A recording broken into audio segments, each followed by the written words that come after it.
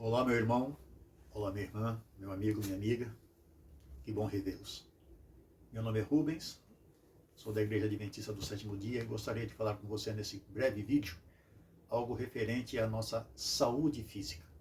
E o que a Bíblia nos fala a respeito desse assunto. Assunto esse que muitas vezes, na vida de muitos irmãos cristãos, evangélicos, enfim, não é muito abordado. Mas eu gostaria de abordar com você o que nos diz a Santa Palavra de Deus na terceira carta de João e o verso de número 2. Na terceira carta de João, no verso de número 2, a Palavra de Deus nos diz assim: Amado, acima de tudo, faço votos por tua prosperidade e saúde, assim como é próspera a tua alma.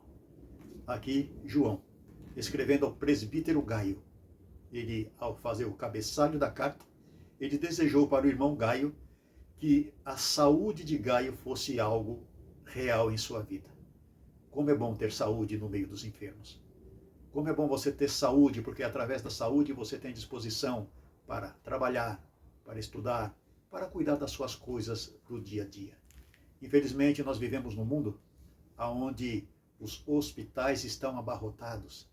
Pessoas até mesmo, às vezes, infelizmente, perdendo vida na fila de espera. É uma coisa, muitas vezes, vergonhosa e triste em ver como que o mundo está andando. Agora, como que nós também estamos fazendo para fazer com que as doenças não sejam algo notório no nosso corpo físico? Precisamos também ter essa sensibilidade. Tem muitas pessoas que, às vezes, mesmo sendo irmãos de igreja, eles ainda não têm essa percepção e vivem de um modo totalmente inadequado, trazendo para o seu próprio corpo as coisas que são as moléstias, são as enfermidades da vida. Aqui no livro de Êxodo, no capítulo de número 23, no verso 25, o Senhor Deus fez uma promessa para o seu povo. E assim nos diz: Servireis ao Senhor vosso Deus, e Ele abençoará o vosso pão e a vossa água, e tirará do vosso meio as enfermidades. Êxodo de número 23, verso de número 25. Deus fez essa promessa. Se vocês me servirem, eu vou tirar do vosso meio a enfermidade. Vou abençoar o seu pão, vou abençoar a sua água. Quando está falando aqui em pão, não é simplesmente um pão do dia a dia. É um pão em todos os gêneros alimentícios. Mas aqui é uma condicional. Se me obedeceres, se guardares os meus mandamentos. Aqui realmente nós precisamos ter essa sensibilidade de servir ao Senhor nosso Deus. Muitas pessoas servem a Deus hoje de um modo frouxo, de um modo vulgar, de um modo relaxado, do modo como elas acham que deve servir. Não tem essa percepção ao Deus a quem realmente elas dizem que serve. Agora, sob que condições foi prometido o livramento das doenças? E a Bíblia nos diz no livro de Êxodo, capítulo 15, verso 26, nos diz assim: Se ouvires atento a voz do Senhor teu Deus, e fizeres o que é reto diante dos seus olhos, e deres ouvidos aos seus mandamentos, e guardar todos os seus estatutos, nenhuma enfermidade virá sobre ti, das que enviei sobre os egípcios, pois eu sou o Senhor que te sara. Viu aqui a condição? Tudo é condicional na Bíblia, meu irmão. Deus não anda fazendo milagre assim à torto e à direito, como a gente muitas vezes vê aí os pregadores de televisão e rádio dizendo. Nós precisamos também, sabe, andar nessa mão dupla, porque nós precisamos ter essa convicção e essa ciência que temos uma parte também a cumprir. Nós precisamos tratar o cristianismo com mais um pouco de seriedade, com mais um pouco de responsabilidade. O que o salmista também nos diz? O salmista Davi disse que o Senhor Deus faz pelo seu povo. No Salmo 103, verso 3, ele diz assim: É Ele quem perdoa todas as suas iniquidades, é Ele quem sara todas as suas enfermidades. Nós temos aí os médicos, os enfermeiros, os prontos-socorros, AMAs, os hospitais. E muitas vezes você vai ali e é examinado e é medicado. E muitas vezes toma tantas injeções, inalações, comprimidos, pomadas, remédios das mais variadas ordens, e as enfermidades não vão embora. Porque a Bíblia nos diz que quem sara é Deus. Se Ele não estiver no comando, na ação da minha, da sua e na nossa vida, Você pode morar no hospital mais famoso da cidade e nada vai acontecer se o Senhor Deus não estiver no controle. O salmista diz que é Ele quem perdoa as nossas iniquidades e sara todas as nossas enfermidades. O primeiro passo vem o perdão.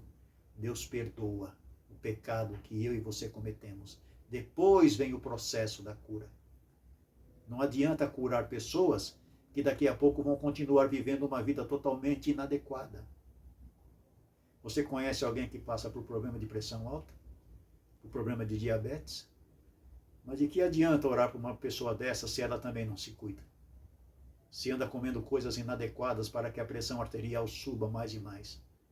Uma pessoa que, quem sabe, tem um problema de diabetes e sabe que não pode comer determinado tipo de alimento, mas aquele alimento é constante em sua mesa. E constantemente tomando medicações como insulina, por exemplo, e passando mal todos os dias da semana.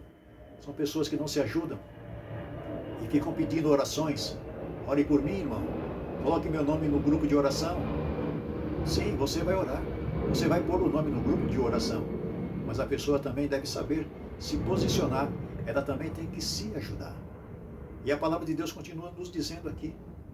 A palavra de Deus diz porque Jesus Cristo, no seu ministério, ele passou a maior parte do tempo fazendo o bem.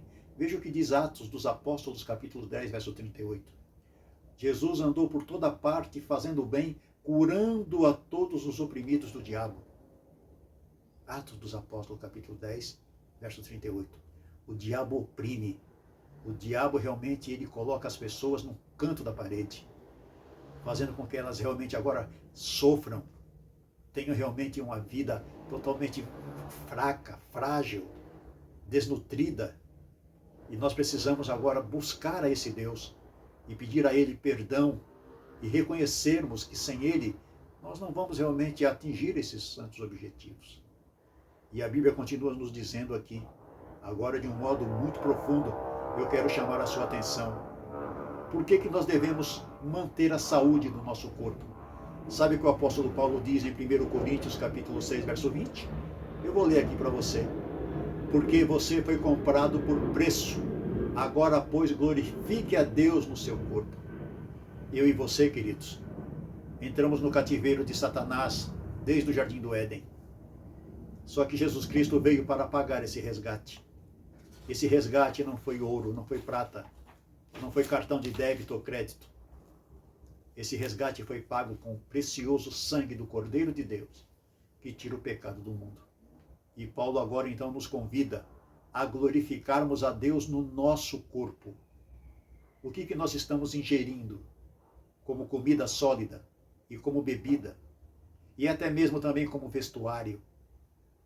O nosso corpo não é nosso. O nosso corpo pertence a Deus. Há pessoas que dizem, o corpo é meu e eu faço o que eu quero. Não é assim, querido. Nós não temos corpo algum. Esse corpo que eu e você temos foi formado pelo Senhor Deus e Espírito Santo. Nós fomos gerados no ventre de nossa mãe. Cada célula, cada veia, nervos, músculo, carne, órgãos, tudo pertence a Deus. Quantas pessoas, infelizmente, por causa de doenças, têm perdido aí algumas partes do seu corpo, porque não conseguiram manter-se de um modo correto diante de Deus. Você já ouviu falar de um ditado que diz que o peixe morre pela boca? Como que você entende esse ditado popular?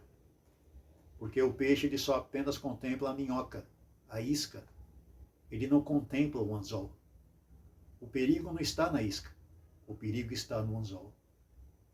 Muitas pessoas, às vezes, só contemplam um copo com bebida, ou um maço de cigarro, ou uma droga, algum outro tipo de entorpecente. Aquele momento de ilusão, aquele momento, só aquele instante de uma suposta, entre aspas, felicidade. Mas quando aquilo tudo passa, as queixas, as dores hão de surgir. E a Bíblia nos diz aqui em 1 Coríntios 6,19: acaso você não sabe que o seu corpo é santuário de Deus? É santuário do Espírito Santo que habita em vós, o qual tende da parte de Deus e que você não é de você mesmo? O nosso corpo é santuário de Deus. como colocar lixo dentro do santuário, como comer lixo, beber lixo. Isso é uma coisa que realmente não é algo propício. Como que eu posso estar cheio de coisas inadequadas e depois ir para um culto religioso e dizer que estou cheio do Espírito Santo? Ou eu estou cheio do Espírito Santo, ou eu estou cheio de lixo. Eu preciso ter essa ciência. Eu preciso ter essa convicção. O nosso corpo não é nosso. O nosso corpo é santuário do Espírito Santo. Então nós precisamos ter essa convicção para podermos ter uma boa saúde.